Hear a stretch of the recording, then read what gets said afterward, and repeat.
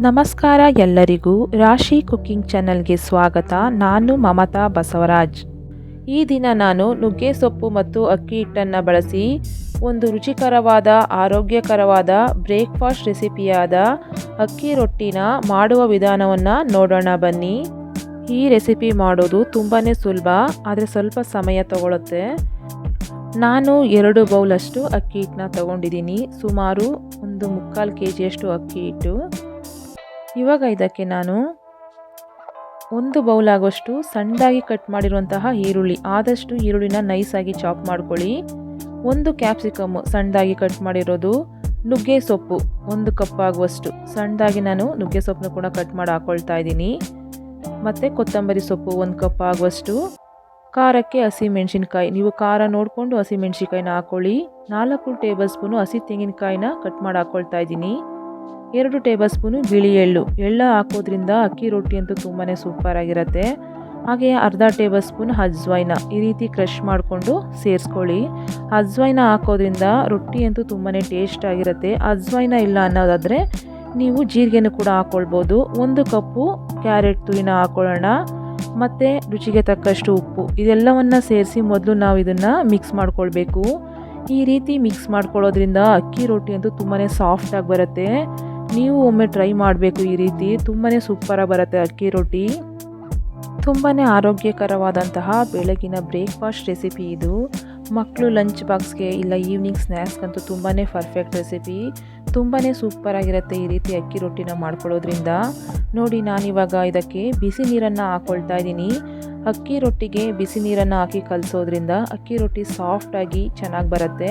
ನೀವು ಬೇಕಿದ್ರೆ ತಣ್ಣೀರನ್ನು ಕೂಡ ಹಾಕ್ಕೊಂಡು ಕಲಿಸ್ಕೊಳ್ಬೋದು. ನೋಡಿ, ಬಿಸಿನೀರು ಹಾಕ್ಕೊಂಡ್ಮೇಲೆ 1 ಸ್ಪೂನ್ ಸಹಾಯದಿಂದ ಸ್ವಲ್ಪ ಮಿಕ್ಸ್ ಮಾಡ್ಕೊಳ್ತಾ ಇದ್ದೀನಿ. ಈ ರೀತಿ ಮಿಕ್ಸ್ ಮಾಡ್ಕೊಂಡಾದಮೇಲೆ ನೀವು ಕೈಯಲ್ಲಿ ಇದನ್ನು ಚೆನ್ನಾಗಿ ಕಲಿಸ್ಕೊಳ್ಬೇಕು. ನಾನು ಈ ದಿನ ನುಗ್ಗೆ ಸೊಪ್ಪನ್ನು ಹಾಕ್ಕೊಂಡು ಅಕ್ಕಿ ರೊಟ್ಟಿನ ಮಾಡ್ತಾಯಿದ್ದೀನಿ. ನೀವು ಬೇಕಿದ್ರೆ ಸಬ್ಸಿಗೆ ಸೊಪ್ಪನ್ನು ಕೂಡ ಹಾಕಿ ಅಕ್ಕಿ ರೊಟ್ಟಿನ ಮಾಡ್ಕೊಳ್ಬೋದು. ಹಾಗೆ ಸ್ವಲ್ಪ ಕಡಲೆಕಾಯಿ ಬೀಜನ ಹುರಿದು ಸ್ವಲ್ಪ ಕ್ರಷ್ ಮಾಡ್ಕೊಂಡು ಹಾಕ್ಕೊಂಡು ತುಂಬಾ ಟೇಸ್ಟಿಯಾಗಿರುತ್ತೆ ಅಕ್ಕಿ ರೊಟ್ಟಿ. ತುಂಬಾ ಸೂಪರಾಗಿರುತ್ತೆ. ನೋಡಿ, ಈ ಕನ್ಸಿಸ್ಟೆನ್ಸಿಲಿ ಅಕ್ಕಿ ಹಿಟ್ಟನ್ನ ಕಲಿಸ್ಕೊಂಡು ಇವಾಗ 1 ಟೇಬಲ್ ಸ್ಪೂನಷ್ಟು ಎಣ್ಣೆನ ಹಾಕ್ಕೊಂಡು ಮಿಕ್ಸ್ ಮಾಡಿಬಿಟ್ಟು ಒಂದು 10 ನಿಮಿಷ ಇದನ್ನು ರೆಸ್ಟ್ ಮಾಡಲು ಬಿಡಿ. ರೊಟ್ಟಿನ ಇಷ್ಟಪಡ್ದವರು ಕೂಡ ಈ ರೀತಿ ಅಕ್ಕಿ ರೊಟ್ಟಿನ ಮಾಡಿಕೊಟ್ರೆ ಇನ್ನೊಂದು ಅಂತ ಕೇಳಿ ಹಾಕ್ಸ್ಕೊಂಡು ತಿಂತಾರೆ. ಅಷ್ಟು ಸೂಪರಾಗಿರುತ್ತೆ ಈ ಅಕ್ಕಿ ರೊಟ್ಟಿ. ನೋಡಿ, ನಾನು 10 ನಿಮಿಷ ನೆನೆಯಲು ಆಗಿಬಿಟ್ಟಿದ್ದೆ. ಇವಾಗ ಈ ರೀತಿ ನಿಮಗೆ ಯಾವ ಗಾತ್ರದಲ್ಲಿ ಬೇಕೋ ಆ ಗಾತ್ರದಲ್ಲಿ ಉಂಡೆನ ಮಾಡಿಕೊಂಡು ಕಲ್ ಮೇಲೆ ಇಲ್ಲ ಒಬ್ಬಟ್ಟು ಪೇಪರ್ ಮೇಲೆ ಇಲ್ಲ ಬಾಳೆ ಎಲೆ ಮೇಲೆ ರೊಟ್ಟಿನ ತಟ್ಕೊಳ್ಳಿ. ನಾನಿವತ್ತು ಕಲ್ ಮೇಲೆ ಡೈರೆಕ್ಟಾಗಿ ರೊಟ್ಟಿನ ತಟ್ಕೊಳ್ತಾ ಇದ್ದೀನಿ. ಈ ರೀತಿ ಕಲ್ಲಿಗೆ ಸ್ವಲ್ಪ ಎಣ್ಣೆನ ಹಚ್ಕೊಂಡು ನಿಮಗೆ ದಪ್ಪ ಬೇಕಿದ್ರೆ ದಪ್ಪವಾಗಿ, ಇಲ್ಲಾಂದರೆ ತೆಳು ಬೇಕಿದ್ರೆ ತೆಳುವಾಗಿ ರೊಟ್ಟಿನ ತಟ್ಕೊಳ್ಳಿ. ನಾವು ಒಂದು ರೊಟ್ಟಿ ಮಾಡಿದ್ಮೇಲೆ ಇನ್ನೊಂದು ರೊಟ್ಟಿ ಮಾಡಬೇಕು ಅಂದರೆ ಕಲ್ಲನ್ನ ತಣ್ಣಗಾದ್ಮೇಲೆ ನಾವು ಇನ್ನೊಂದು ರೊಟ್ಟಿನ ತಟ್ಕೊಳ್ಬೇಕಾಗತ್ತೆ. ಇಲ್ಲಾಂದರೆ 2 ಕಲ್ಲನ್ನ ಇಟ್ಕೊಳ್ಬೇಕಾಗತ್ತೆ.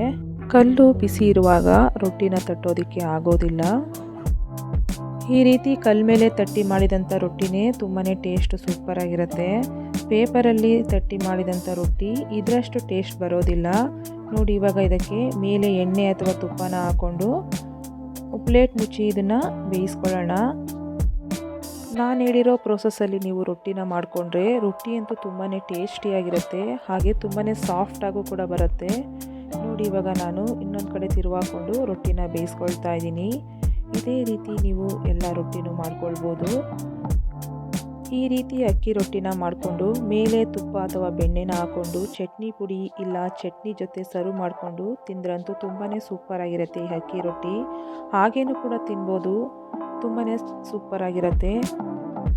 ಇದೇ ರೀತಿ ನಿಮಗೆ ರೊಟ್ಟಿ ರೆಸಿಪ್ಸ್ ಬೇಕು ಅನ್ನೋದಾದರೆ ನನಗೆ ಕಮೆಂಟ್ ಮಾಡಿ. ಆದಷ್ಟು ನಾನು ವಿಡಿಯೋ ಮಾಡಿ ಹಾಕೋದಕ್ಕೆ ಟ್ರೈ ಮಾಡ್ತೀನಿ. ನೋಡಿ, ಎಷ್ಟು ಸಾಫ್ಟಾಗಿ ಬಂದಿದೆ ಅಲ್ವಾ ಅಕ್ಕಿ ರೊಟ್ಟಿ. ತುಂಬಾ ಸಾಫ್ಟಾಗಿ ತುಂಬಾ ರುಚಿಯಾಗಿ ಬಂದಿದೆ ಅಕ್ಕಿ ರೊಟ್ಟಿ ಅಂತೂ. ಈ ರೆಸಿಪಿ ನಿಮಗೆ ಇಷ್ಟ ಆಗಿದರೆ ಒಮ್ಮೆ ಟ್ರೈ ಮಾಡಿ. ಹೇಗಿತ್ತು ಅಂತ ನನಗೆ ಕಮೆಂಟ್ಸ್ನಲ್ಲಿ ತಿಳಿಸಿ.